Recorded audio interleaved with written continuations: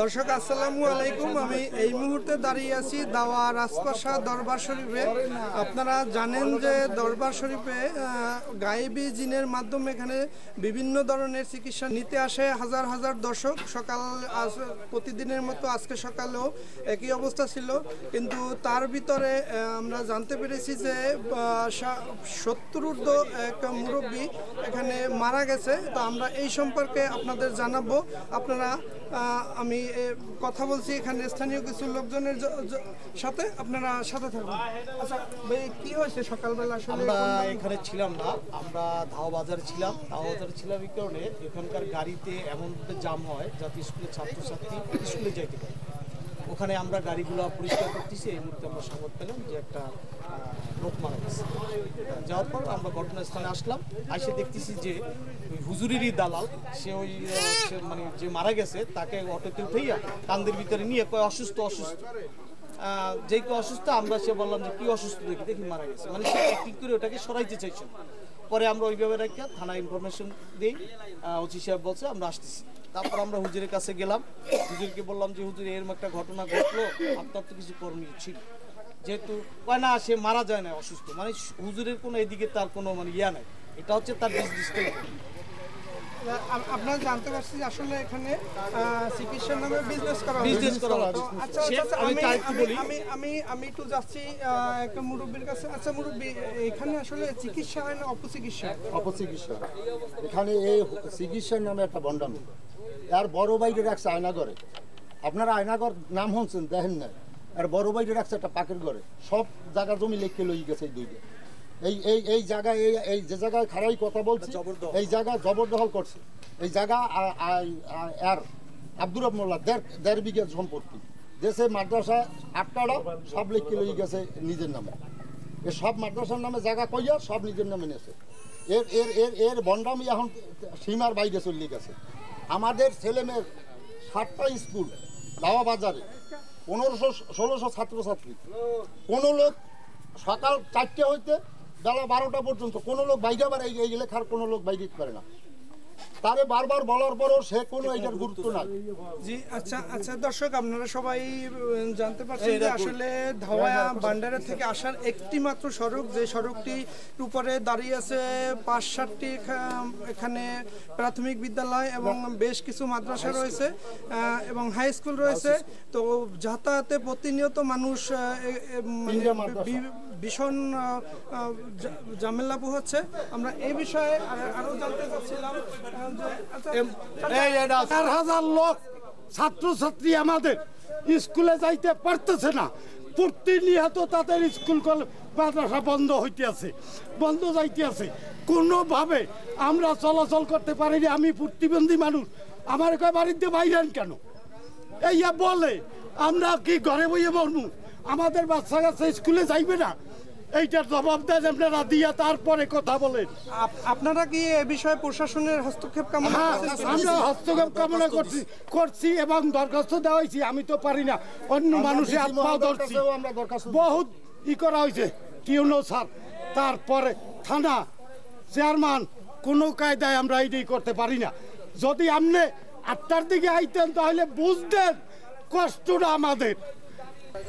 দর্শক, আমি এই মুহূর্তে সংযুক্ত হচ্ছি আর একজন এখানে স্থানীয় লোকের সাথে। আসলে এখানে চিকিৎসাভাবে কিভাবে দিয়ে থাকে, মানুষ উপকার পায় কি পায় না, এই বিষয়ে তার কাছে আমরা জানতে চাবো। আচ্ছা আপনার নাম কি? আমার নাম মোহাম্মদ সবুজ। আচ্ছা এখানে কিভাবে চিকিৎসা হয়? মানুষ এত লোক, হাজার হাজার 5-7 হাজার 10 হাজার লোক হয় প্রতিদিন সকালে, কিন্তু আসলে কি কেউ উপকার পায়? দেখুন, এখানে উপকার না পাইলে দূর দূরান্ত থেকে এত মানুষ এত কিছু হইতো না।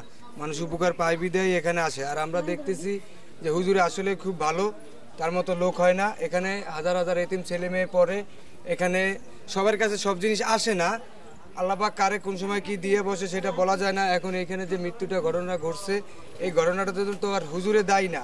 এটা মৃত্যু যে কারো হইতে পারে, চাপাচাপির কারণে। সে একজন বয়স্ক লোক, মৃত্যু হতেই পারে, কোনো এটা ব্যাপার না। কিন্তু এই যে দোষটা হুজুরের কাঁধে, এটা দেওয়া একদম মোটেই উচিত হয় নাই। এখানে অনেক মানুষই হুজুরের দ্বারা উপকার পায়। উপকার না পাইলে কেউ আসতো না, আমি একটা কথাই বলতে চাই আপনাদের কাছে। আমরা জানতে পারছি যে এই যে বাচ্চাটা দেখতে পাচ্ছেন, বাচ্চাটা অনেক দিন হাঁটতে পারতো না, জন্মের পর থেকে সে প্রতিবন্ধী ছিল, হাঁটতে পারতো না। তো এখানে চিকিৎসার পরে, হুজুরের চিকিৎসায় পরে সে হাঁটা শুরু করছে। এই বিষয় নিয়ে তার মায়ের সাথে কথা বলবো।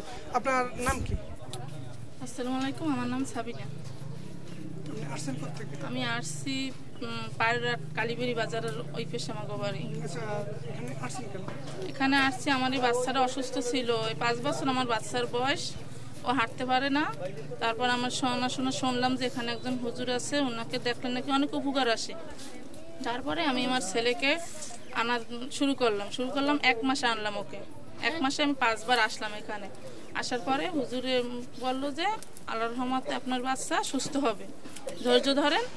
পরে দেখি যে লাস্টবারে যাবার পরে দেখি যে আমার বাচ্চা আল্লাহর রহমতে একা একা দাঁড়ান দিয়েছে, একা একা হাঁটা দিয়েছে। আল্লাহর রহমতে এই 4 মাস পুরো সুস্থই, এখন পুরো হাঁটে, সব কিছু নিজেই করতে পারে এখন। এই জন্য আমি হুজুরকে দেখাইতে আসছি যে আপনার দেখাইনার পর আমার বাচ্চাই হাঁটা দিয়েছে। দর্শক, আমরা এই ঘটনা সম্পর্কে এখানকার হুজুর সাহেব মাওলানা নুরুল ইসলামের সাথে আমরা সংযুক্ত হওয়ার চেষ্টা করছি। আসলে উনি কি বলেন আমরা তো জানতে চাচ্ছি। আপনি কিভাবে চিকিৎসা শুরু করলেন? বা ঠিক আছে, আমি 5 বছর চিকিৎসার মনোমানিক 5 বছর হবে। আমাকে স্বপ্নে কয়েকবার দেখানো হয়েছে যে এভাবে আল্লাহ রহমতের একটা কাজ শুরু করা হোক। তো তখন যখন প্রথম শুরু করছি তখন তো লোকজন কম ছিল, 10 জন 12 জন 20 জন 30 জন এভাবে সুস্থ হইতে এখন তো হাজার হয়। এই আর কিছু না, ফ্রি চিকিৎসা হয় এবং অপারেশনে কুদরতিভাবে এই অপারেশন অনেক রুগীদের হয়, কে করে জানা নাই। তবে 3 সোমবার আসলে তারা বলে হুজুর আমরা সুস্থ হয়ে গেছি। এরকম এই চিকিৎসা চলতেছে, উপকৃত হচ্ছে। মন্ত্রণালয় থেকে অনেক গোয়েন্দা সংস্থার লোক আসে, প্রশাসনের লোক আসে, বিজেএফের লোক আসে, তারা অনেক ওই পাইলসের বা অন্য অপারেশন এখান থেকে সুস্থ হয়ে গেছে। আপনারা জানতে পারছেন যে এই খানকায় একজন লোক মারা যাওয়ার পরে স্যার আসছে। আমরা এই মুহূর্তে তার সাথে সংযুক্ত হব যে সে আসলে কি ব্যবস্থা গ্রহণ করবে।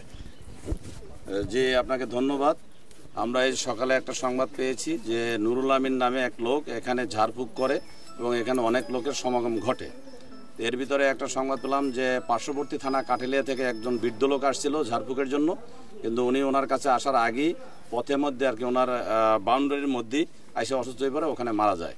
আমরা এই লাশটার আইনগত ব্যবস্থা গ্রহণ করতেছি, সুরাতল করতেছি। আর ওনার এখানে যে কার্যক্রমটা চলে এটা আপাতত আমরা একটা বন্ধ করে দিচ্ছি এবং ওনাকে নির্দেশ দিচ্ছি যে উনি আর চালাতে পারবে না এবং ওনার যে এখানে যে সমাগমগুলো ঘটে এখানে আরও অনাকাঙ্ক্ষিত ঘটনা ঘটতে পারে, এই জন্য আপাতত ওনার এই কার্যক্রমটা আমরা বন্ধ ঘোষণা করছি।